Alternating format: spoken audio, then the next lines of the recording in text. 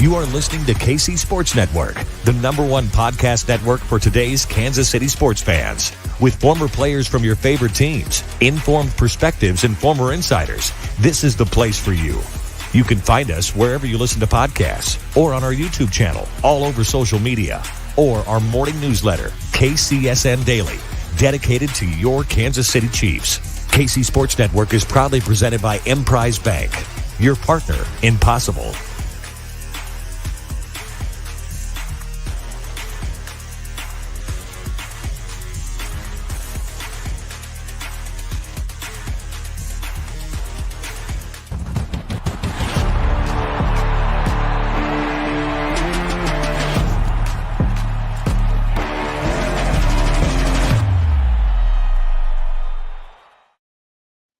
Ooh, it's so good to hear that intro music again, isn't it? What is up, Chiefs Kingdom? Welcome into the first edition of the 2022-2023 KCSN live postgame show presented by the Kingdom Bar and Grill. Now, we're not at the Kingdom Bar and Grill right now. Could be in the future for another preseason game. You gotta stick around. You gotta listen into KC Sports Network to figure out when we're gonna be there. But I am joined by Craig Stout and Maddie Lane to break down the Kansas City Chiefs' first preseason game of the season. They drop it 19-14 to the Chicago Bears. I know that we were all very heavily invested into the score. If you were keeping track at home, I believe DraftKings had a -3.5 line for the Bears on this. So good line, good odds makers there. So I'm going to send it to Craig. Craig, how are you doing? How does it feel to hear that intro music once again and be back talking about an actual football game? Oh, it's great. It is amazing that we get to do this. I mean, it was really fun. Like, outside of an injury that we're going to probably get to here pretty quick, man, that first half was about the most fun half of preseason football that I've seen in a long time. It was really good that we got eased into it that way. I'm ready to break it down, ready to talk about some of these guys, and it was good to see them out there. Maddie, my friend, what were your takes on the game? Listen, that loss was crummy. just crummy. It was a disappointing way to go out. So, I think it's time, guys. Chiefs to this, right? First game of the year. It's time to go right into Chiefs to this with Kent not here. No, Kent is not here. Kent's in the chat, but Kent is not here, so we are not doing Chiefs to this. I thought that's the reason I'd want to do it, is because Kent wasn't here. So, Tucker, you're kind of muted. So we will continue on. Craig, first question. Oh, he's back. Tucker is back. Did you want to chime in on the crumb jokes? Maybe here in a little bit, once I get over the fact that was Crumb's legacy right there. That was his legacy drive. He crumbed it all away. But this comment right here from Jay M. Bond, let Kent on the show. We had to kick him off because he was correct. We just couldn't let him on. So we're going to talk about plenty about everything. We're going to take your questions on later on in the show because we want to talk about what you guys want us to talk about. And I guess we should start off where everybody wants us to start off.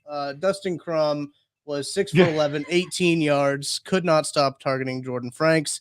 I'm just kidding. We'll stop there. Craig, I'm curious, where do you want to start off with this in this postgame show? What's the biggest storyline for you? The biggest storyline for me is some of the winners from all this, and the biggest winner I think is Isaiah Pacheco. And you're going to look at his stat line, you're going to say he had 11 total scrimmage yards, and not much in the way of production there. But after Clyde Edwards-Helaire, who got the initial run with the first team there, Isaiah Pacheco was the next guy, and he stepped in. He looked good doing what he was doing. He ran hard, caught a pass out in the flat, had good contact balance, set the Chiefs up for their first touchdown. And then he was pulled from the game shortly after that, signifying Andy Reid saying, I've seen enough. I don't need to see this guy out there anymore. That was a shocker to me. I figured we'd see Pacheco get lots of run, get lots of reps. The fact that he was pulled from the game without an injury, that is massive news for people who think that Isaiah Pacheco is going to contribute for this team in a big way this year, because Andy is telling you right there, I don't need to see more. He's going to be my RB2. We're going to slot him in pretty quickly here. The Isaiah Pacheco truthers have to be out in full force after this, because that screams what they want to do with him. I think it was just the fact that how early he gets in the game as well, right? Like, it wasn't like they took very long to get to him. You get through Clyde Edwards-Helaire, who's taking your running back one snaps. You then move right on, and then the next person up is Pacheeks himself comes in. He's the guy that gets the next look. Whether there was a huge game or not, doesn't really matter. You could tell that he looked like he belonged there on the field, and that's what you wanted to see, right? Like, that's what you wanted out of him. And then that helps his case. When you got past him, the rest of the Chiefs running backs did not exactly light up the field. Ronald Jones, big whiff on a pass protection call as soon as he gets in the game, comes back when he does get a chance to make a run. He looked just very slow. He just kind of looked out of place. As everybody talks about Ronald Jones adding this layer of speed to this offense, and he's faster than Clyde Edwards-Helaire, he doesn't move like it. He looks big. He kind of looks like he's lumbering. I don't see the speed element, whether it's through videos at camp or like even out on the field. Derek Gore didn't look much better than Rojo did. So like, I think Pacheco kind of has that RB2 thing locked up. I mean, maybe there's a little bit of a split with the veteran like McKinnon, but I think it's those two clearly fighting for it, and everybody else is fighting for a roster spot. Now that you mentioned that, Maddie, about Jerick McKinnon, I remember seeing him one time, and it was on punt return. I don't really remember seeing him a whole lot, which might be a good thing, right? For if you're Jerick McKinnon, just to kind of slide by on this roster, especially if you talk about the days that Gore and both Ronald Jones had. Now, Gore did leave the game with an injury. I believe it was a neck injury, and he didn't return. Injury, so yep.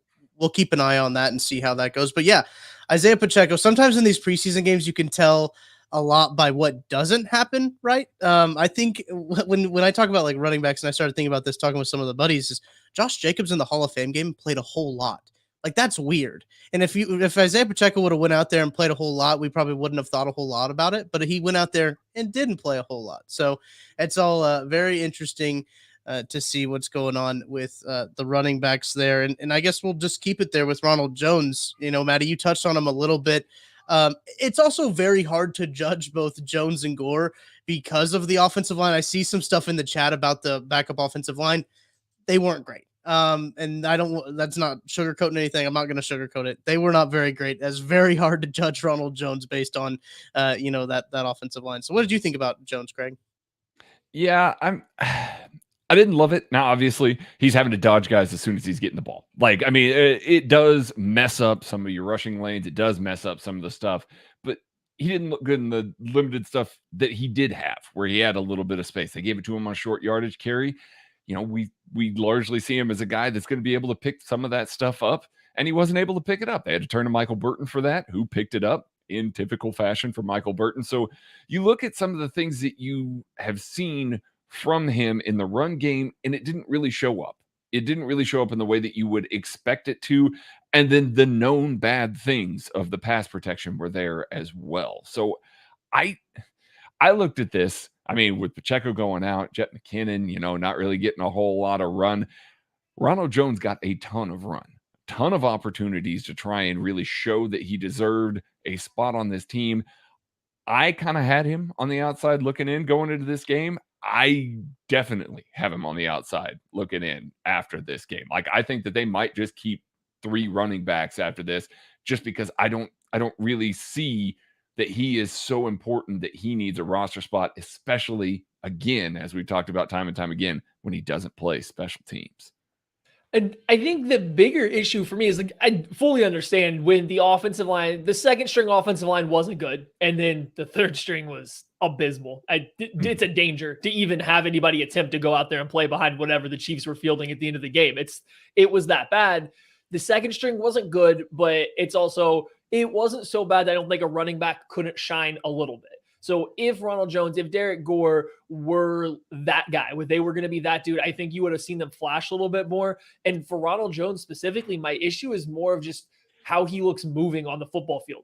He looks big. He looks a lot bigger than I think everybody pictures Ronald Jones in their mind when you think of him at USC. But then when you watch him move, it's very plodding. Everything he does is kind of a buildup. So yeah, maybe he's still fast, but he needs a little bit of a runway to build it up. He needs to come from a deep half traditional single back set and really get going downhill to get some momentum. And that's not always what the Chiefs are going to do. So when he's getting some of these handoffs working off of a counter, or he's getting some of these handoffs working out of the gun, he looks very stiff and very slow trying to get to the line of scrimmage. And I just don't think that that's the kind of running back the Chiefs are going to be after. So his fit with the Chiefs would be so niche that I don't really see the reason to keep him around when, as we've seen, Michael Burton is just as available and good at getting these short yardage things. If Ronald Jones has a couple more games, a couple more weeks of practice to really turn it up, but if he continues to move the same way, not even perform or produce at the same amount, but like just move the same way he does, I just see almost zero chance of him making the team. Got a couple more points we want to make about the backfield, but before we go any further, thank you all for watching and listening. Make sure you drop that like, drop a comment. Let us know who you think is going to make the team in the comment section in the chat on the side. Who you think is going to make the team out of the running back position. I want to know who you got. We'll throw those up on the screen. And we also got to mention these wonderful Charlie Hustle shirts that we've been wearing. Charlie Hustle's so gracious to outfit us with all kinds of apparel here at KC Sports Network. And they got some really sweet designs. This is one of my favorite ones. It's an old school like Arrowhead look. They've got a whole bunch of Arrowhead ones out now. So make sure to go check them out at charliehustle.com. Maddie, you made a really good point about Michael Burton. And I saw somebody in the chat bring that up about Michael Burton. He is essentially run RB3 when you start to think about it when it comes to those short yardage situations. And another guy that didn't really get brought up a whole lot, which is a good thing, again, is Clyde Edwards-Helaire. He had more snaps than Pacheco on I think my friend Connor Christopherson made the point to say, hey, Clyde had more snaps than Isaiah Pacheco. Let's calm down. So he did, but it wasn't a bad showing from Clyde. It also wasn't, a wow, look at Clyde go, which is probably a good thing at this point. So there's a lot going on in that backfield, especially with, the fullback playing into it, Clyde and everything like that. Yeah, yeah. Go ahead, Matt. You take it. I just want to say, like Clyde was very clearly like the starter. I don't think there's as fun as Pacheco was, and seeing him get out there with that first team was good. I don't think there should be any doubt that Clyde Edwards-Helaire is the starter on this team right now. And when you really want to look, I believe it was the pass to Kelsey, or it could have been MVS a couple plays later, but Clyde Edwards-Helaire was in on protection. It was a 6-man protection. He had to pick up a free blitzer, and he did a very good job. He did an excellent job stepping out, squaring up, getting his shoulder on the blitzer. And that's something that we had some issues with watching Clyde Edwards-Helaire, earlier on in his career. So seeing him pick up this pass protection rep, look good doing it, give Mahomes a chance to complete a pass downfield was excellent. That's what you want to see. Yeah, he didn't get to show off a ton. I don't even think Pacheco necessarily produced a lot or I don't think everyone's freaking out about Pacheco's ability that he showed on the field. It was just the fact of where he was on the field in terms of when his snaps came. Right. Clyde's came even earlier. I think Clyde is very clearly your running back one right now, and I don't see that changing at least until, we get deep into the season, and then maybe things will adjust then, but I doubt it. So, you can go ahead and pin that one in, I think, at this point. Yeah, I think so too. All right, are we done with running back talk? Can we move on to the passing game here? I think I think we can move on to the passing game here. You guys, I don't know that we need to talk about the wide receiver position anymore as far as bubble guys. I think that they're going to keep 6 guys, and I think that Darius Fountain and Justin Watson just pure locks on this team, and I think that there is a clear gulf after that. Josh Gordon didn't look particularly good today. You didn't see much out of Corey Coleman. There wasn't a whole lot else that you saw from any of the other receivers here. Meanwhile, Justin Watson put together a really good, especially in the hurry up there, really good drive, got open, caught himself a touchdown. Darius Fountain looked pretty good underneath, but most importantly, both of those guys were first choice special teamers. We know that the first 4 are locked. That's, MVS, Juju, McCole, and Sky Moore. Like, those guys are in.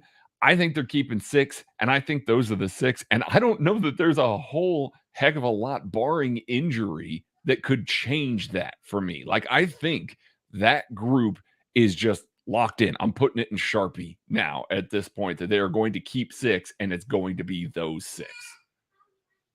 I think so too. And I talked about on the KCSN update, I believe it was on Thursday, I talked about that wide receiver group. This was going to be a really big game for Josh Gordon because I did think that there was a real battle for wide receiver 6 heading into today, because I did think that wide receiver 5 was going to be locked down by Justin Watson just because of his special teams ability. And we all know the pull that Dave Tobe has on this team, on this roster construction. He was going to make it. If he can show to be a decent receiver, it's kind of a layup for, I think, for Watson to make this team. So I really wanted to see him show out and take advantage of that. But Darius Fountain stepped up and kind of did that. And he also has special teams abilities, which also very much helps, just to kind of echo what you're saying, Craig. Maddie, what are your thoughts on that kind of receiver position? Does it make you feel better that it feels kind of locked up? Yeah, I think we've gotten to the point where we all generally probably had an idea of what this room was going to look like. I think the first 5 guys, with Justin Watson being the 5th guy, I think would have been the way that most people would have been hedging going into this game. It was nice to see Watson not only be the first of the guys fighting for these final spots, to be the first one into the game, playing with the second stringers and stuff like that at times, but also going out and making the plays, being the guy that clearly looked the best. So, I mean, that just finalizes what I think we all probably already assumed. And then it comes down to, are they going to keep 6 wide receivers? And is it Powell versus Fountain? I would assume it was one of those guys for their special teams ability. As Craig pointed out kind of before this, Fountain's out here playing special teams. Cornell Powell wasn't getting a lot of early special teams reps. He wasn't playing with the special teams unit, and that's going to matter. And then you add on the fact that Fountain arguably looked even better when they were out there with the offense. I don't see much of a hope for Josh Gordon or Corey Coleman here. Neither guy looked or Darion Ely, who, I mean, I like the potential, but none of those guys really showcased anything. Fountain, we saw last year, and the preseason looked pretty decent for the Chiefs. This year, he kind of continued that. We know he's a quality special teamer. Like, I think a position that is usually a big battle for the Chiefs and Chiefs fans is everyone tries to get Kemp off the roster every year, or your Frankie Hammond off the roster every year, whoever you want. I feel like for the first time pretty early on, I think the wide receiver room is set for 5 or 6 guys. It just a matter of how many is there going to be. Another room that's pretty crowded, I believe there were 6 guys listed on the first unofficial depth chart. Now, how much that unofficial depth chart means doesn't really mean a whole lot. Is that tight end room? Blake Bell does suffer an injury in this. It was a hip injury, left the game very early, didn't look good, non-contact injury. So thoughts and prayers to him. But I thought Noah Gray looked good. Didn't look well. I thought he looked good in the limited reps that he did have, and in the opportunities that he did get. He was catching passes, blocking well. I think that should be mentioned, because he did kind of have the same trajectory, right? I talked about this on the same KCSN update of Jody Fortson kind of started camp up really high, and just being injured. His first practice was on Friday or on Thursday. So he's finally getting back. He didn't even play in this game. And Noah Gray kind of seized his opportunity, and Noah Gray continues to seize those opportunities going forward. So that's exciting to see from Noah Gray. And I want to see Jody Fortson get back. And if you can go with your tight end room, if it's Travis Kelce, Noah Gray, and Jody Fortson, I think that's pretty exciting. I think it is too. We all threw Blake Bell in there because Andy Reid throws Blake Bell in there. Like, he is clearly the Chiefs' best blocking tight end, and they like to feature him. He had a really nice, the touchdown catch was really nice, selling the block and then peeling off into the flat. We've seen him do that before. It's obviously a part of his game that really plays well with what he does. So hopefully it's nothing serious. But if it is, then yeah, I think those are your 3. I don't know that we've seen enough. That might be a move that you see the Chiefs add a guy after cutdowns. If Blake Bell's not there, they clearly prioritize that blocking ability. But Jody Fortson has shown a little bit of that in the past. We'll see over the next couple of weeks here. I think we'll see more Fortson, especially if Bell can't play. We're going to see a lot more Fortson to try and see if he can kind of pick up some of those spots that Blake Bell has been, best at there. So the real question is, if Blake Bell's hurt, who's taking quarterback sneaks?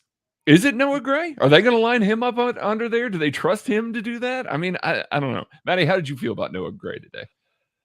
Yeah, I mean, he was good. He stepped in. Now, the thing with Noah Gray, when he stepped in, though, he got to step in a little bit more into the quote-unquote Travis Kelce style tight end role, where they're not shoving him in line, they're not asking him to be Blake Bell when he's out there, which is fine. You shouldn't. And in that role, he was fine. And I think that was the hope when you drafted, Noah Gray, was that he can be this backup to Travis Kelce not necessarily this complementary tight end to play with him. So I do think he looked good in that role. It was nice to see him do that. The issue that's going to come up is if Blake Bell is going to miss any significant time, for the beginning of the year, how do you fix that if you're the Chiefs? What do you do? Because Jody Fortson right now is not healthy enough to play. Noah Gray, Travis Kelce, or Jody Fortson, like none of them you want to put into the Blake Bell role. The Chiefs, I like their tight end room. It's a good tight end room, but that's three guys, and I don't think any of them particularly fit what Blake Bell does as an inline blocker, as a guy that you want to bring in as your guy to take on a defensive end, as your guy to double team, and then climb up to the second level as a blocker. So how do they go ahead and handle that? Is it just going to be Kelce because he did it earlier in his career? Are they going to see if Jody Fortson's extra size is going to allow him to do that? I'm intrigued. I don't think that's where Noah Gray will thrive, so I hope they don't make him do it. Keep him to be as far off the line of scrimmage as you possibly can, because that's where he clearly looks the best. Yeah, and before we get to the defensive side of the ball, yes, we're going to talk about the defense because Kent's not here, so we can do that. Yes. Thank you, everyone, for watching, and make sure you'll drop a like and subscribe. Let us know what your offensive impressions were from this game in the chat. We'll throw some up there if you guys have good ones, right? I'm not going to put bad impressions on there. Put your good impressions of the offense. So, Craig, let's talk about this defense. First I'm drive. I'm hijacking this. We've gone 21 minutes, and we haven't talked about the biggest storyline from this game. That's the future of football. Justin Reed, a real football player, stepping in and taking a specialist. Pacheco said he's coming to take a grown man's job. No, Justin Reed is coming to take all of these specialist jobs. You want to just come out here and kick a football? Learn to play a real position if you want to stick in this league, says Justin Reed. Listen, I love it. There is a conversation that's going to air on KC Sports Network. It's with Dick Vermeil. Okay, I will say that. I'll put it out right now. Beyond the Game. Dick Vermeil was on Beyond the Game. That'll air on Monday. You can hear him talk about how he wanted to cut Kendall Gammon because he only did one thing. He wanted somebody on the team to do multiple things. Right. I listen. It's an old school mentality, but I'm here for it. I'm here for that old school mentality. All right. We're moving on to the actual defensive takes here, although I loved it. I absolutely love Justin Reed kicking that field goal. I think we got to start with the defensive line. Defensive line looked good against that Bears offensive line. Now, that offensive line for the Bears is bad. It is. Like, we'll be real. It is bad. But Chris Jones looked really good against that offensive line. Frank Clark looked a lot more explosive. He was definitely moving better, closing ground a lot better on a guy like Justin Fields. And then George Karlaftis really popped. My goodness. Karlaftis is who I kind of really want to focus on here. Got some run deep into the second quarter, got himself a sack, was able to really work hard, set a pretty good edge against those guys, was kind of a little bit of a freight train against the run, just kind of running into the tackle and just kind of hoping to set the edge there. But I really like the effort. I really like the little bit of flexibility that we saw for him on the sack. He's cutting inside the tackle, and he's able to dip under, pivot all the way around, and chase Justin Fields down, or not Justin Fields. It was Trevor Siemian down from behind. That was good. That was really, really, really good to watch him work and see positive signs. That was one of the guys we talked about earlier this week. If he looks dominant against a second team offensive line, you have to get excited. I think you can be excited, really excited about George Karlaftis because of the work that he put in. He really made a little bit of a statement there. I think he's going to be a big factor on this defensive line all year long. And to see Frank Clark and Chris Jones look as good as they did as well, along with Turk Wharton, Colin Saunders, Carlos Dunlap. We saw positive things out of all of those guys. So with all of that there, George Karlaftis may be that final piece to kind of help round out some of that pass rush. I'm getting a little bit more excited about this defensive line now, Maddie. Karlaftis was great. I think that's the guy I think we got to focus on, at least to start with this defense. The top, units there is, yeah, a lot of what he did was still very similar to things he did at Purdue, where he's essentially just running chest to chest with an offensive tackle and saying, I'm more explosive, powerful, and I'm going to work harder than you. So it's just essentially overwhelms them. And that's what he was doing, especially against when he was seeing some reps against a little bit of reps against the first stringer. It wasn't this technical masterpiece. It wasn't a display of elite athleticism. It was essentially, I'm going to be kind of tougher and stronger than you, and I'm going to try to overwhelm you. And it was working. Like, he was a problem with the way he was just coming out there like a bowling ball into the offensive tackle. And then I think you saw it. As soon as it switched over to that second unit for the Chicago Bears, he became nearly unblockable. And then that's where we get that sack, where he does a really good job of, getting the push pull with the inside swim move on the tackle that he knocked off balance. Like, that move looked really good. It's just, to set that up, it was just nonstop energy, nonstop momentum and strength. And that's the route for him to win at the NFL. And while you're trying to scout a player coming out of college, I don't know if you can rely on that to always translate to the next level. It looks like for Karlaftis, though, that is clearly a path that he can take to have an impact. And you like to see that early on. He's only going to get better, technically speaking. He's probably going to get better in terms of his movement skills at the NFL level, but bringing that ability to just physically overwhelm somebody with nonstop movement, effort, and strength, like, that doesn't disappear. So it was really good to see that work, at least early on in a preseason game, and then give, like Craig said, you're now getting this guy to pair with Chris Jones across from Frank Clark, that if you are going to send all your attention their way and he's lined up against your weak link, he's going to make you pay. Yeah, it was very exciting to watch him do his thing, right? Maddie, when we hopped on before this, I was like, because you said, I'm going to watch Georgia sack a couple more times before the show starts. And I was like, he is freshman George right there is what it was. It was freshman George. It looked real good. Using that power, using that motor. We've already seen a couple chats come through about George Costas. I've thrown him up about his high motor and that second effort. No, that sack wasn't necessarily second effort. He just had a really good move there and beat his guy. But that's what you want to see. I know a lot of people on Twitter, I tweeted this out too. Half of Chiefs Twitter was like, man, George Karlaftis is getting absolutely cooked. The other half was George Karlaftis is absolutely cooking, which I fall in the latter half. That's just, you can't make everybody happy, right? But I think that the thing that comes down to it is that, he was impressing, and he impressed against second stringers. And people do like to point out, if you're a glass half empty guy, you're like, well, these are second string D tackles. Yeah, he should be doing that against the second string offensive line. So that's good to see him out there and doing really good things.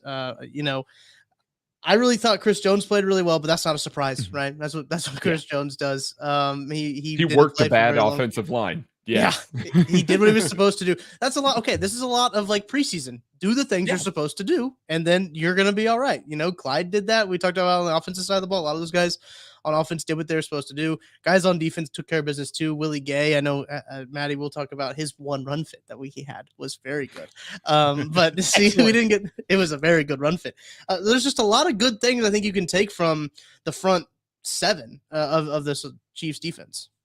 Yeah, I think so too. We'll back up to the linebackers there. Willie looks active. Willie looks explosive. Willie looks good. You can tell that man really wanted to hit. He came out, ready to fill downhill. Nick Bolton looked good, filling some of the interior gaps, forcing the running back to keep bouncing outside.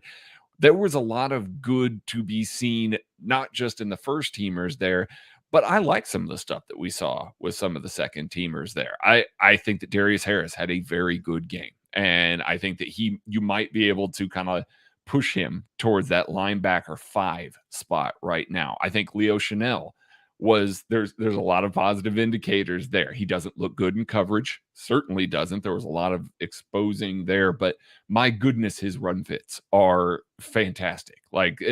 Fullbacks will fear that man coming through the middle of the offensive line there. He's scary to have to meet up with, and that's what we've seen on tape in college. So to see it translate to the pros is good. But I think the thing that matters the most, and I know that people were pointing out, Leo Chanel's playing deep into the fourth quarter. What's that mean for him and all that? They were trying him out with the green dot. They were giving him the chance to play Mike. He got to play Sam earlier on, got to play where he's probably going to play this season, that Sam linebacker role.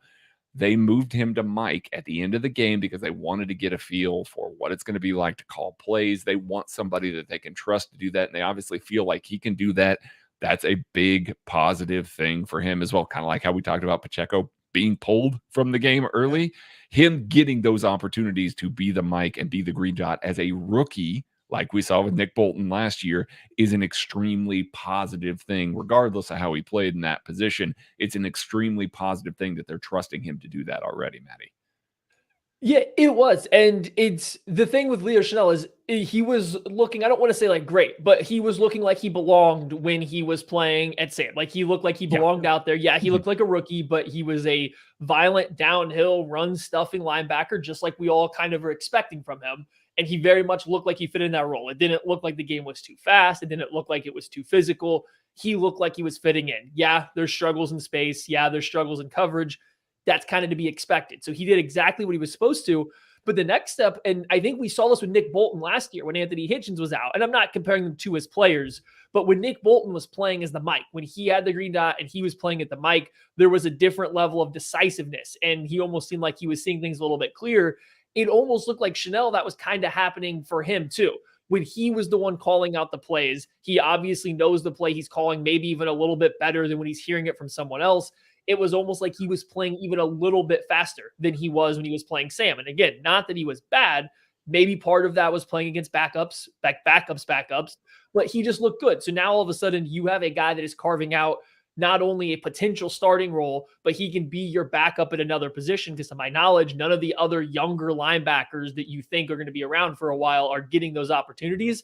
That's big, not only for this year, but going forward. Like that makes there be a very clear role for Leo Chanel. And it's not like Elijah Lee, who, technically right now as the starter, did a whole lot that you would say, oh, he definitely has to keep starting over Chanel, whether it was Chanel being bad or Lee being good. No, they were about the same. So like that's still very much, a competition right there. And yes, as Tucker said, while we're on linebackers, Willie Gay did make an absolutely excellent run stuff coming off the backside of a play.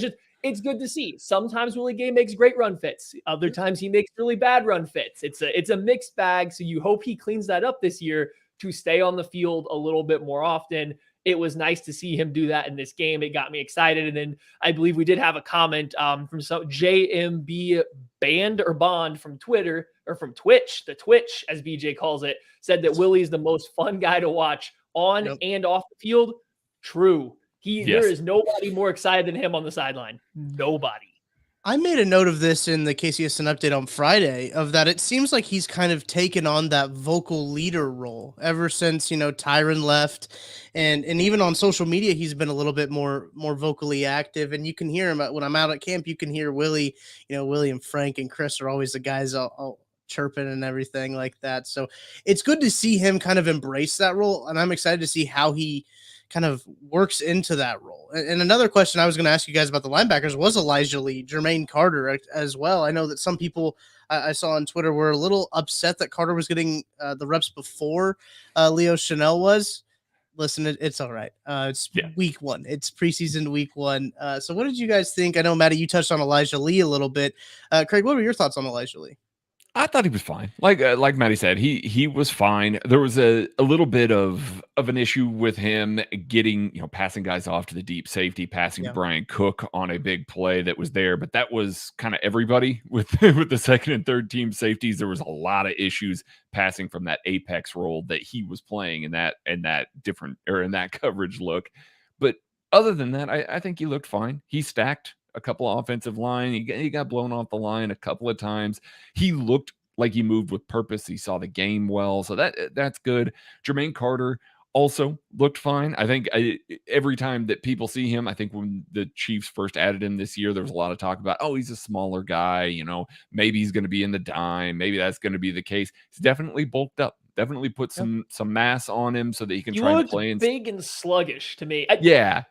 So this isn't fair because you're comparing these guys to Willie Gay and Leo Chanel, who are very athletic. But watching Jermaine Carter, Elijah Lee, just move around, they look slow. They look slow compared to the other younger, super freak athlete, explosive linebackers. Like that was my only other take on this, was that Carter, especially wearing 53, looked a little sluggish and a little slow compared to flashbacks to last year, Matty. Yeah, pretty much. So let's move on to the secondary if you guys are good with the linebackers. Micah Hayes, he asked this question here. Are you worried that we are still having problems defending 50-50 high throws and jump balls? There was a play early on where Joshua Williams looked like he didn't quite play the ball right. Ended up in a big play for the Bears. Wasn't the only time that happened. L'Jarius Sneed kind of misplayed a deep ball as well. So what are your thoughts on that? I mean, regarding the L'Jarius Sneed one, Juan Thornhill pulled up 2 or 3 steps That's before. true. I think if this is in the regular season, he's finishing through that. But that's one of those that it's like you don't want to accidentally sandwich L'Jarius Sneed's hand between a helmet or something like that at this stage in a preseason game. I think in that one especially, as L'Jarius Sneed was carrying him towards Juan Thornhill, I think that Juan's going to play that a lot different in the regular season. Again, that's just my opinion there. But Joshua Williams, we've seen this in some of the training camp clips. We've kind of seen that on the tape, seen some of the stuff with him. He has a little trouble finding the ball, kind of a la early in his career, Charvarius Ward, struggling to find the ball a little bit. He's in good position. He's a long guy that's very difficult to throw over. He was in great position on that. It was a hell of a catch that the receiver had to make, basically out of bounds, that he had to haul that ball in. But that being said, Joshua Williams is looking at the ball, looking for the ball, and he's unable to get his hand on it. And you want to see that progress. Again, this is a D2 rookie coming into his first real NFL live action here. I thought that he looked pretty good filling. I thought that he looked pretty good pressing. And I thought that he looked pretty good staying in the hip pocket of most of the Bears receivers. Not a murderer's row of receivers there, but you do want to see him play the ball a little bit better. So yeah, the 50-50 stuff. Yeah, you hope that improves as he, kind of goes through that. We've seen Trent McDuffie improve in training camp. Wasn't really targeted. We didn't really get a good look at Trent McDuffie because Justin Fields didn't want to throw his way. So, Joshua Williams, Jalen Watson a little bit. We saw some instances where they didn't play the ball particularly well in some of those spots. Watson had a great PBU, but I do think that there is going to be a little bit of growing pains there. But that being said, if you are forcing receivers to come up with those kinds of passes, that is a better situation, even though you're hoping that they can learn and grow from that. That's obviously part of playing defensive back. That's a better situation than guys running free and guys running open like we saw with some other reps.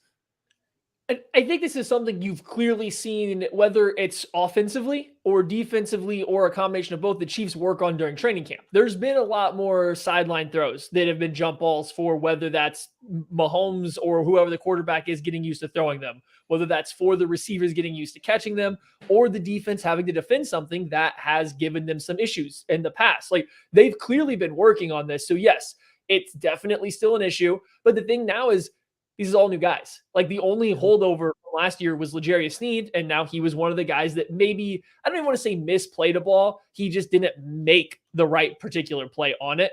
I'm with Craig. I do think in the regular season, there is a chance, as long as Thornhill sees the ball too, he can absolutely play it differently, and he probably does. But it's something the Chiefs will still have to continue to work on. And, Joshua Williams is a rookie. He's a rookie that played against not Division I, not Power 5 players all the time. You can tell at times he's playing from behind. He's trying to catch up. He's trying to just stay in position. And that's making him late to play the ball because he's still working on and thinking about playing in the right position and catching up with these better athletes. So, it's all there. I think it will get better as the year goes on. It's something I think we have seen emphasis on this camp period. So I like that. Before we rack up the secondary, I was going to say, everybody here, we appreciate it. Thank you guys for stopping in. Hit like, hit subscribe. But now's the time.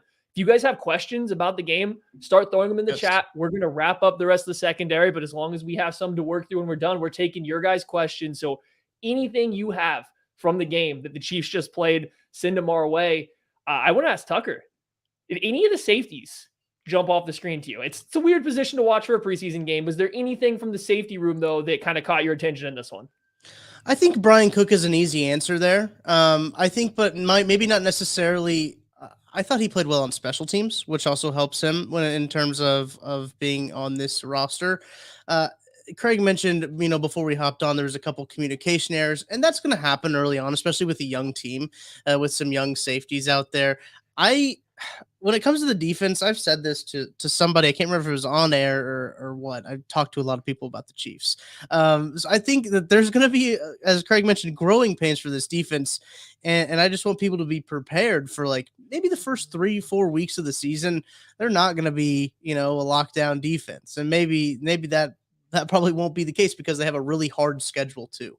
And they're also dealing with a bunch of rookies, a bunch of new guys. Maybe Rashad Fenton gets thrown into here, but then you have Rashad Fenton getting thrown in there, and he doesn't have a whole training camp under his belt. He just recently came back. So there's a lot of questions in terms of that secondary going on. But safeties wise, I mean, I thought Justin Reed did play well. I think the first play of the game was like a man-to-man play, and he came down and made a good play.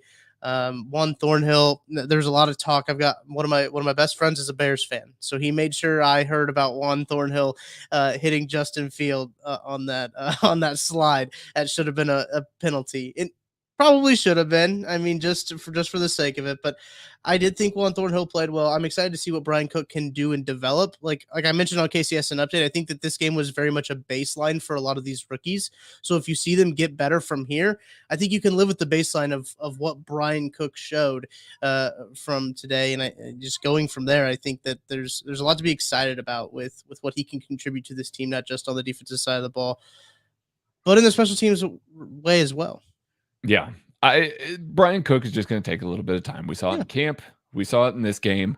I like the physical nature that he plays with. I mean, he was there in the third quarter. He was still getting some reps, especially in the goal line situations there. Steve Spagnuolo definitely wanted to get him some goal line reps, and he filled the run really, really well. You know, he was part of the stop that happened. Leo Chanel got kind of the credit for that, but Brian Cook was in on that stop as well. I liked Justin Reed very early in the game on a run play, coming downhill and blowing up an offensive line. Absolutely. He depleted him. So, I mean, like you see, and I think now that we're kind of talking about the safeties, defense as a whole, the way that this defense played and finished each rep, I think was a positive thing. We've seen some instances over the past 3 years of these guys not finishing tackles, not being able to bring guys down, not being able to do what they need to do when they do fill aggressively. And there was none of that. Like, I mean, there's a couple times where guys got juked out of their shorts. DiCaprio Boodle and Jalen Watson had one on the outside that was frankly bad. But like, it's good to see Justin Reed come up and make a hit. It's good to see Leo Chanel fill and make a hit. It's good to see these guys wanting to hit and wanting to bring guys down. And it's such a positive thing. It jumps off the screen immediately, whether it's defense, whether it's special teams, whatever. It just jumps off the screen immediately. It's like this team is playing with a different physicality. Now, there's still going to be mistakes. There's still going to be errors and things like that. But it makes you wonder, just preseason week 1 and everything like that. But it makes you wonder if that physicality, that ability to bring guys down a little more, we're going to see more third and longs, like we saw in the first drive. Chris Jones able to get a sack because people stepped up, people hit well, people wrapped up, brought guys down. You know, it's not 4 and 5 yard gains, it's 1 yard gains now, and that's such a positive thing, and it makes Steve Spagnuolo's life so much easier when you're putting guys in the right spot and they're making it. So simple, but it's the case. It just seems like that with this team. I think it's time to get some questions. I think it's time to get into some of these questions. Now, Tucker, I'm going to make your job hard because I'm going to make you go find this one. But Micah Hayes has asked this a few times since we've been live, so I do want to talk. I know exactly. Should Darion Canards be moved to offensive guard? No, I don't think so. I don't think one preseason game or whatever we've seen from camp is enough to jump to that conclusion yet. He didn't look great when he was out there right now. But he didn't look he was not the worst offensive lineman in there at the end of the game. He wasn't the worst offensive lineman in there playing for the Chiefs in the second half. So, like, you got to give it some time. It's not like the Chiefs have significant better options at offensive tackle. And it's not like Garen Christian it's not even like Andrew Wiley was playing great. I don't even think with the starters. It's not like Garen Christian or Roderick Johnson were lighting it up when they were in the game either, right? So I think Darion Canard's fine to stick at tackle now. If you have to make him transition to offensive guard later on, sure. Like, have at it then if you get a year or two down the road. But I don't think there's a reason to move a guy now just in case you end up never needing him at guard and there's a chance he could play tackle in the future. Yeah. What round was he picked in? Was he 7th? 6th? 5th. I was close. I knew I was just going to work myself back. Day 3. I knew it was a day 3 pick, but I think that's really interesting too when you talk about a Canard, if you move him into guard, you're putting him at a position that has a couple of pretty established guys already at guard. So if you're looking for a future with him at guard, it's going to be a while before he would see the field. Now, I don't think he's going to see the field very much this year, barring injury, but I think that you almost put him in a worse position if you do move him into guard positional wise. And you know, Andy's going to play the 5 best guys wherever they can play. Andy likes that versatility. Both Heck and Reed like the versatility on the offensive front. So I think that is really, really interesting with where you play him at. I mean, I think he's a tackle. I think he'll be good there long term. This is preseason week 1. But before we get on to the next question, AJ says he's a big fan and we're great. So I appreciate that, AJ. Thank you very much. Thank you for watching. This one's from Jeremy Green. Why can't CEH get those 1 to get first down carries? I think this is like the third and short. Yeah, stuff. short yardage carries. Yeah. It's interesting. They don't seem to trust the running backs to get those looks. I thought Clyde looked fine. I think that generally he does a good job of keeping his legs moving, keeping his head down. He's obviously hard to see in some of those scenarios, but he's not a guy that's going to run through a ton of trees. If you got a whole bunch of 300-pounders in that situation, he's just not a guy that is going to be able to. It's not his physical makeup. He does stay on his feet well in open space. That's not his forte. So I think that that's part of it. I think that's why part of the reason why all of us looked at Ronald Jones and went, I can see an avenue in some of those scenarios where they might want a guy that can play a little more behind his pads and run through some of that stuff. But obviously not the case. He got that rep. Not the case. So Michael Burton just kind of ends up being your best guy. I mean, if you know the run's coming anyway, if you're expecting Clyde Edwards-Helaire to line up behind a fullback and get the run anyway, why not just give it to the fullback that you know is going to get the 1 yard every single time? Like I'm fine with it. It makes sense. You can play off of it a little bit more and kind of maybe get Clyde on a pitch or something like that. There's ways to get that into space, but at this point, I just think that Burton's such a solid short yardage situational back that you just lean on that at this point. Yeah, the Chiefs' run game is just it's interesting because when you watch them, even if it is a 3rd and 3 or a 2nd and 3 and they try to run for a first down, it doesn't just go very well when they do their runs. And it doesn't matter what they do, it just doesn't seem to go well. Creed Humphrey seems late like to pick up a block. Trey Smith gets beat. Orlando Brown doesn't close down block fast enough and a guy slips through. It doesn't matter who it is, just somebody who's a good player just happens to just miss a block every time. And I don't know if it's being slightly elongated, if it's guys that probably aren't the best moving laterally to make these blocks, being asked to move laterally for some of the zone running stuff. I'm not sure what it is, but it's been that way, so last year and this year. But then when all of a sudden you want to go with this fullback trap or ice or whatever you want to call it, and everyone's quite literally just shooting off the line of scrimmage straight ahead to whoever's there, it's money. It works every single time. And what they ran it, I believe it was like 12 or something times last year. I want to say on like 10 of them, they got more than what they needed for the first down because it was just blocked really well. It's strange to me that they can't just run the same blocking scheme, but run it through a halfback run to pick up the same amount of yards. I don't get why they just simply can't do it. If it's the offset nature and the way the trap is working, if it's that Burton is just lined up so close to Trey Smith, blowing somebody off the line of scrimmage that they run it behind him and it works every time. I don't know, but it's guaranteedly works. And I'm using this word again, a made up word. It guaranteedly is going to work every single time. Don't stop. Like, we don't need the halfback. You don't need Pacheco, Ronald Jones, Clyde to do it. Just let Burton do it. Let him make his money. He's getting paid for that right there. Yeah. He's on the roster.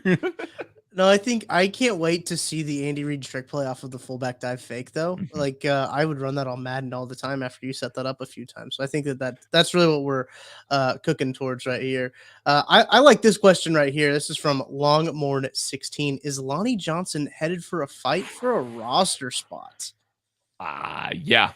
I think so. And the fight might be over already for all we know. Not seeing Lonnie Johnson until the late 3rd, early 4th quarter behind all of these rookies. We know that Spags takes a while to get rookies integrated into his scheme. It's not something that he loves to do, especially in the secondary. And the fact that Lonnie Johnson is not getting reps over Jalen Watson, Najee Johnson, Joshua Williams, we know because he's running with the ones, DiCaprio Boodle, like all of these guys were getting reps before Lonnie Johnson. That doesn't really bode well for him. I don't think that's a positive indicator for him. We talked about Leo Chanel playing in the fourth quarter. There was a reason why he's playing in the fourth quarter, a very specific targeted reason. I didn't see one for Lonnie Johnson, and I think that's bad news for him, Maddie. I think so. I think there was a little bit of hope that when he kicked over here to Kansas City, it would come back. You'd get that early NFL career, Lonnie Johnson. There was a little bit of hype. There was a little bit of promise, and it just doesn't seem like it's taken a hold. And the weird thing is when you watch this game or you see clips at training camp, he never just looks bad. He doesn't look bad. It's just he never particularly looks good either. He's going to give up, maybe he'll get targeted in practice. Maybe he'll get targeted 3 times, give up 2 catches, not for a ton of yards, but he's also not making any plays on the ball. It's just weird. He just seems there. He seems like a Jag of all Jags right now at the cornerback position. And when you're in the Chiefs' shoes where you have invested so much in that position lately with so many young guys that maybe are less consistent, but are flashing the ability to be really good to go along with when they're losing, it's going to make it really hard, I think, for Lonnie Johnson, who is pretty much an outside press corner only in this system, to get that roster spot over a guy like Joshua Williams, who's shown some promise, or Rashad Fenton, who's coming back and has been in the system. Like, if he's making the team, who's he booting off, Tucker? Oh, it's a crowded room, guys. Yeah, I know. He's got right? got a boot. Like, if he's going to make it, who has to not make it? Like, which outside corner is not going to make it? I assume you're looking at Fenton, Joshua Williams. It's got to be Fenton or Joshua Williams, I think, are the ones that have to not make it. Yeah. Yeah. Unless the only other way is if they start feeling okay with somebody besides Boodle being your second team nickel, and then maybe he can be the guy to go for Lonnie Johnson. But I don't know who that's going to be because it's been Boodle every single time so far. Right. And I think I was just looking at the depth chart.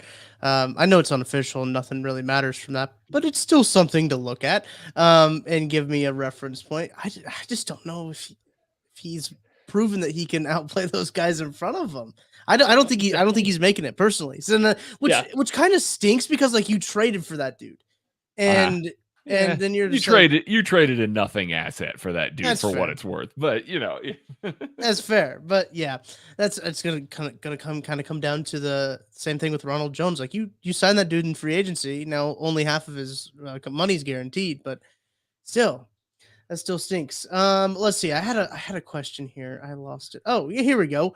The Iowa State fans want to know, Maddie. They want to know, Missouri Avenue, thoughts on Mike Rose after game 1. This question's been asked more than once.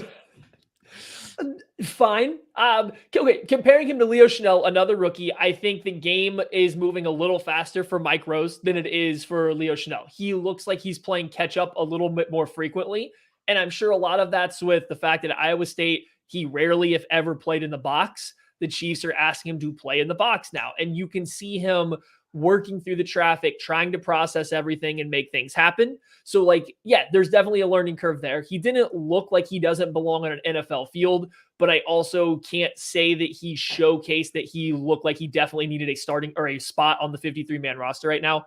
What he does have going for him, though, if he's dropping in zone, he's a very good zone dropper. Like when he's dropping into zone, he's good. He has good eyes. He has a good understanding of space. He knows how to make a play on the ball. I think you could see that even in his preseason game. So he's going to have to be a standout on special teams, which I don't recall seeing him, or at least he didn't make a play on special teams in this one. He's going to have to be big on special teams over the next 2 games and the weeks of practice, I think, to make this team. But the good news is, I think there's a little bit to work with. If he doesn't make the team this year, you hope you stash him on the practice squad and he's a guy that becomes your Darius Harris or your Elijah Lee of the future after a year on the practice squad and, waiting for some of these veterans to move on. I mean, Darius Harris clearly looked better. I mean, and then you're sticking with kind of some of the rest of those guys that we've talked about already. I like the promise though. I like the tools that are there. I would be fine with keeping him on the practice squad, especially. Obviously got in the way of one of those passes. Plus, he wears a neck roll. We don't see enough neck rolls right now. So for a non-box player, like what is happening here? Like, what are we doing? Love it. Love That's it. good. I'll tell you what, keep the neck roll, buddy. Wink Wendell brought this up. Stallworth came to play today. Him and both Colin Saunders. Would be remiss if we didn't mention those two guys. They did play really well. He was the last guy on my list we didn't talk about, so I get to throw the check mark on there. So I guess that means the show's getting pretty darn close to over. Maddie, anybody on your list we didn't talk about? I don't think so. I think we touched most of the guys. Let me consult the list real quick. So here's the thing. Shane Buechele, I don't think looked good. He had a nice play for the touchdown pass was very good. The rest of what he did was really bad. The problem was Dustin Crum was even worse. So for anybody that was hoping for a QB3 battle, I don't think there's going to be there. Just Dustin Crum did not seem like he was about it. That was really the last thing I think I had from. And this, I agree with Stallworth. As good as we think all these players to the Chiefs defensive line were, somehow they did not seem to impact the game near as much as the Bears defensive line did. And I think that's not a knock on the Chiefs players. That's just letting you know how bad the Chiefs offensive line was after the starters left the game. Yeah, they weren't good. They just really weren't good. And I'm looking forward to seeing this defensive line against, next opponent coming up next week. I think if they look good again, I'm going to start legitimately getting a little bit excited about the defensive line and the depth. So, hey, looking forward to that. Looking forward to seeing, new additions that are coming into it as well. So, be good to see. It will be good to see. And you can see these two guys on Monday as they go live talking about the Chiefs. They do talk about the Chiefs. They'll have their show, the Casey Laboratory, with Kent Swanson. I won't be here. I'm not on the Casey Laboratory. Kent Swanson usually there for the Casey Laboratories. Make sure you subscribe so you don't miss them going live on Monday night at 8 p.m. They will be there as well. So thank you guys for tuning in and watching our post-game coverage of the Kansas City Chiefs' first preseason game. They do drop at 19-14. Nope, don't panic, Chiefs Kingdom. It'll be okay. It'll be all right. So appreciate you watching. We'll catch you again later.